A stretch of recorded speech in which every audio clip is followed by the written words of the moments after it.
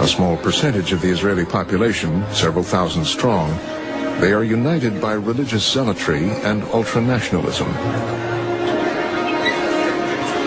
They oppose Israeli democracy and any peaceful dealings with the Palestinians. If we want to understand Rabbi Kahana, his message was that we need to go to war, because, in fact, what will bring our redemption is not prayer. What will bring redemption is war. But today we're going in exactly the opposite direction. Instead of war, there's peace now.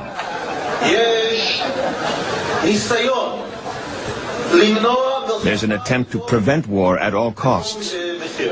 And if we can force the army to go back to being offensive, an army of revenge, an army which cares about Jews more than anybody else, then we'll be able to bring the final redemption in the only way possible, through war. War now.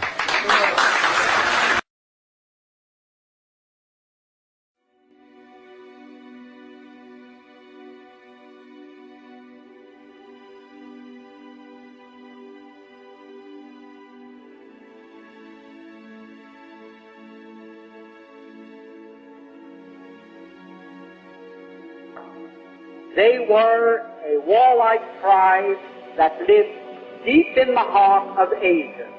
And they were so warlike that even the Asiatics drove them out of Asia into Eastern Europe.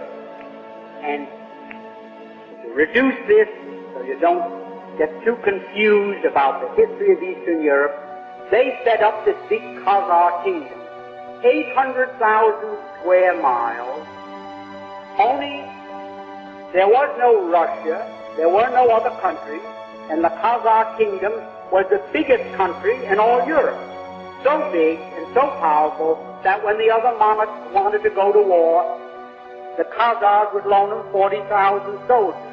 That's how big and powerful they were. Now, they were phallic worshippers, which is filthy. I don't want to go into the details of that now.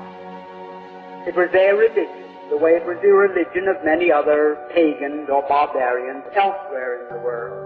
Now the king became so disgusted with the degeneracy of his kingdom that he decided to adopt a so-called monotheistic faith, either Christianity, Islam, the Muslim faith, or what is known today as Judaism, really Talmudism.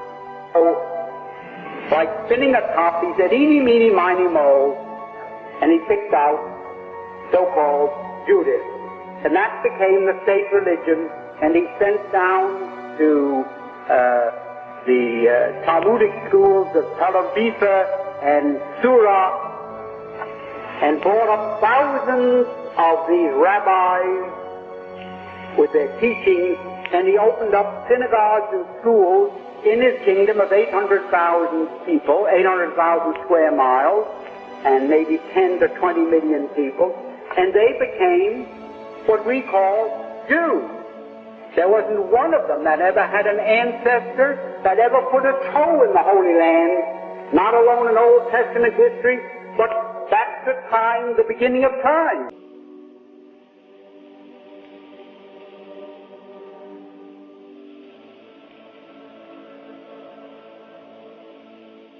And the blessing of Abraham come on every office, through every person that enters into that place.